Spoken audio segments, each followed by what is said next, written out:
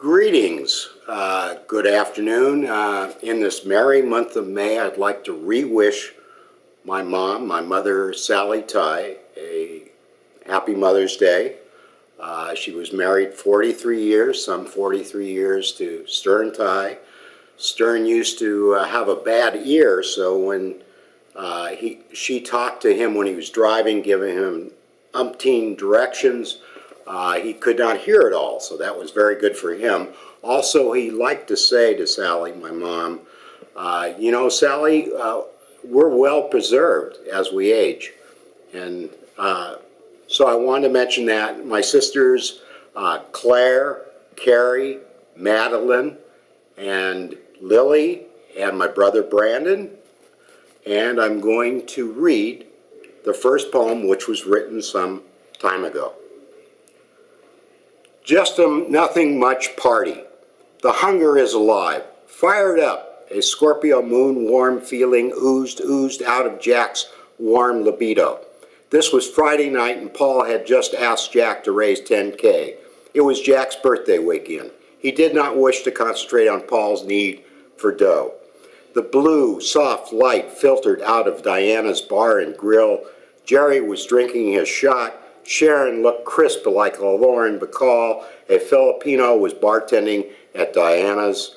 Jack had just asked for a $10K loan from Diana. He was a bit worried, but had a second beer. And Jerry said, "Take a bath, asshole," to Hank. Hank smiled and came over to Jack, giving a slight lean as in male bonding. Hank was in his 60s, wrinkled face, of short height with sparkling eyes, holding his beer. "The Giants beat Chicago after losing 3 in a row," he said. Jack had napped that afternoon. He dreamed he was with a woman friend who was unhappy that he did not have money to spend on her. At the hotel earlier, Sherman asked when she could cash a $20 check for the 4th or 5th time. Jack was getting another call from this 80-something-year-old, a retired Army nurse, asking about her breakfast. "Who is going to bring my breakfast tomorrow morning?" Gail Morgan, who was a clerical assistant to Howard Hughes, had traveled much now in her mid-90s, was hanging out at the front desk in her green workout sweats. As Pete played the piano, he played Somewhere My Love from Dr. Zhivago. Charlie came up to the desk, slurring his words, his myelin sheath deteriorating. He had MS. He said he was going to North Beach to Cafe Trieste. Chris, another 90-year-old, a former violinist, hobbled by with his walker. He had recently gone from a cane to a walker. Chris was smiling, looking for his girlfriend Lee, who was in the lobby. She was going from the lobby to the living room with its bright red interlocking carpet pattern and vibrance. Its luminous blood color reminded Jack of death, love, passion, and of course, to life. At 10 o'clock, Jack went over to Pepper's party. At her door downstairs front were Pedro and Bill. Pedro was a Native American from North Carolina wearing glasses and a black floppy hat. He had long black hair, dark skin, and shawny blood. They were buzzed in at the door with their six-packs. Picnic portables were filled with ice and beer and Jack Daniels. The party had been going on with about 20-some people, drinking, smoking weed, laughing, and joking. Anecdotes were told and they reverberated. It was a merry group, with Pepper hosting with kitchenette, 6th-floor studio with super round king-size bed in the far corner. Jack had seen Ellen, a waitress across the street that he had met 2 days before. This was one day before her birthday. She, in emerald shiny green blouse, is laughing, sitting next to Peter in ponytail. She sang, "That can't be! Hurrah, hurrah!" Gary bit his brown wooden pipe with California green, stinking the room with euphoria and goddamn laughter. It was an endorphin rush to the blues piano played on K-Jazz radio.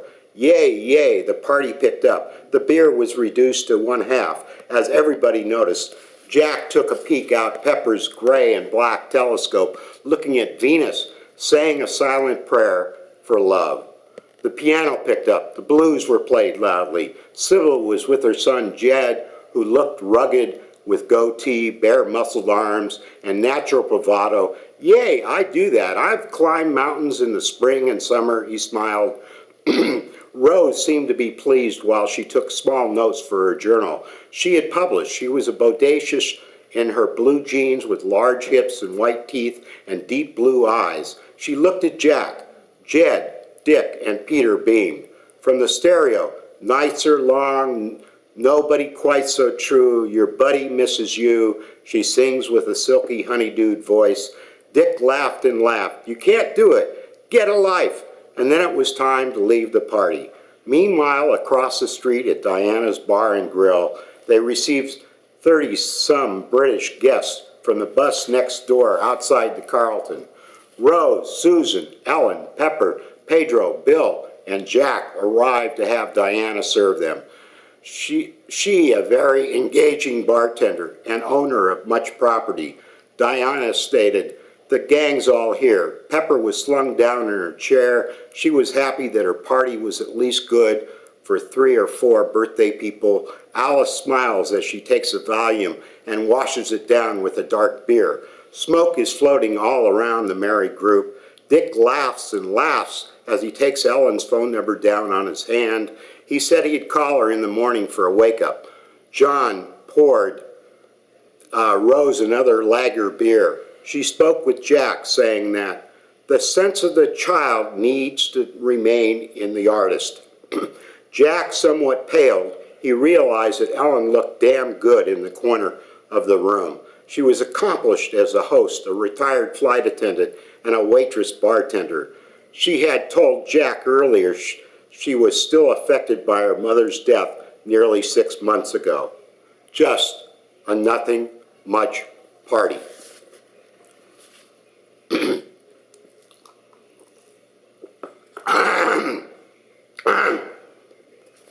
Here, where can I sit and write? It is difficult with Suzanne there in so many places. Kara is counting her change.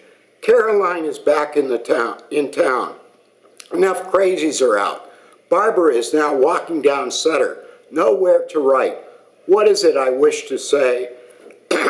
There are so many lost people every which way. Joe goes by. I hope he doesn't talk with me at this point. No, he is on his cell phone. A good guy he is. And how can one keep focused with this parade going by? A beauty walks this way. Beautiful, her tan legs. She on the phone. How about instant gratification, if you know what I mean? Joe's cafe was completely full. Maybe Kara has a new boyfriend. Her hair is real nice. Now basically red. Here. Laughing. I'm sitting here down the hall. Charlie, my roommate, had just gone into our room slightly inebriated, slurring his words.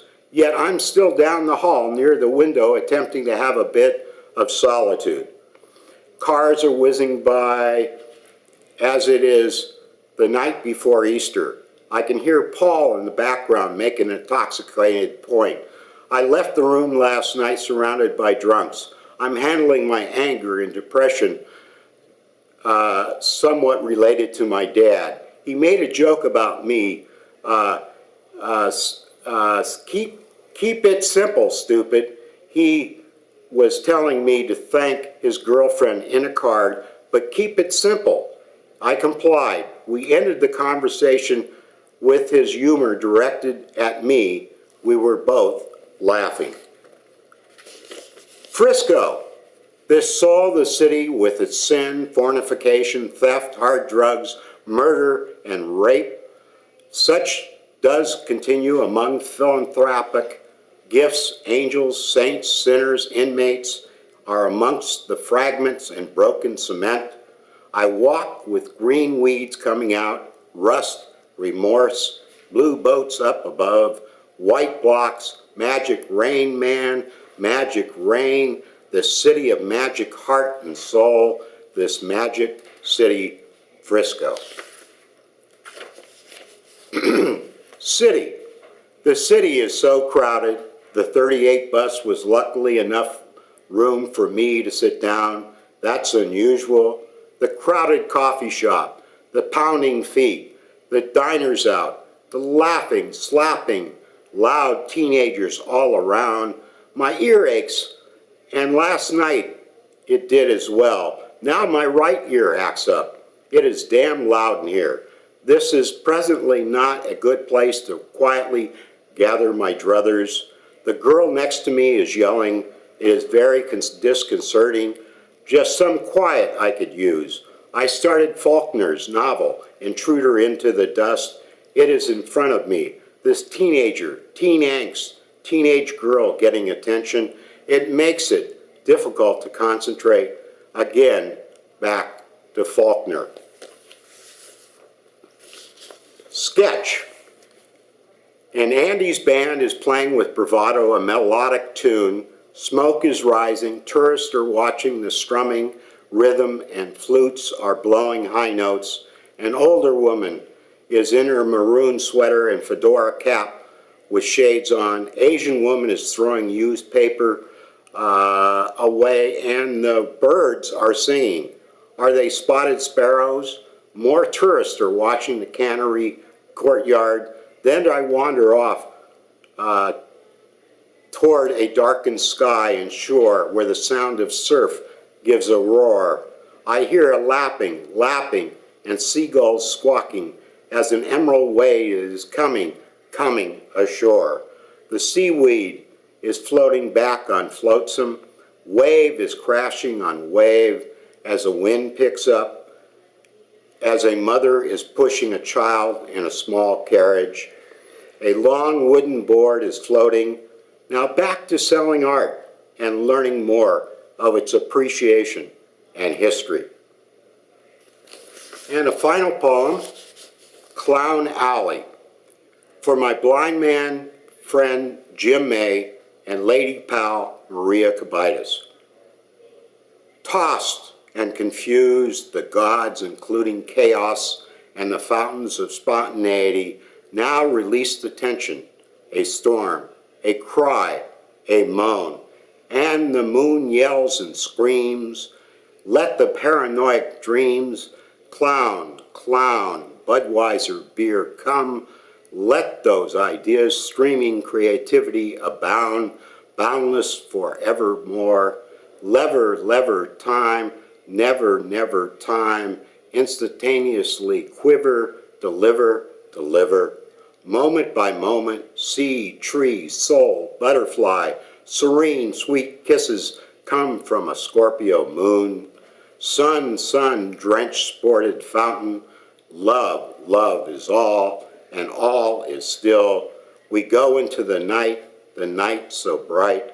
Come, my sweet moon, dance by this tree, by the ocean. Love into the sweet night.